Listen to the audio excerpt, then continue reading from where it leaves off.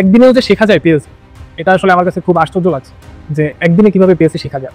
তো আমার কাছে মনে হয়েছে যে এটা আসলে একটা ইউনিক একটা চ্যালেঞ্জ ছিল। আমি বলবো যেটা হয় বাংলাদেশে আর কি, পিএলসি তে ভালো মেন্টরশিপ নাই।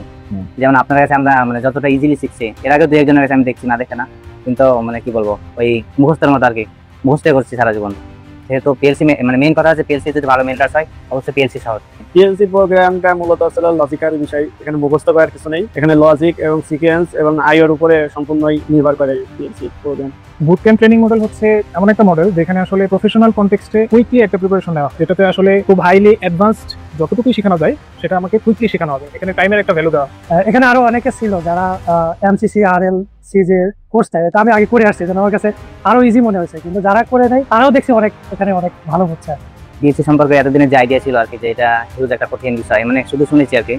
আজকে যে ট্রেনিং এর মাধ্যমে আর কি বিষয়টা কি বলবো, অনেক বেশি ভালো লেগেছে আমাদের, অনেক বেশি সহজ মনে হয়েছে আর কি। এখানে প্রথমে ফান্ডামেন্টাল বেসিক 20% শেখানো হয় এবং সেটার উপর বেসিস করে প্র্যাকটিক্যালি 80% করে প্রিপেয়ার করা হয়, প্র্যাকটিক্যালি রিয়েল লাইফে কাজ করে।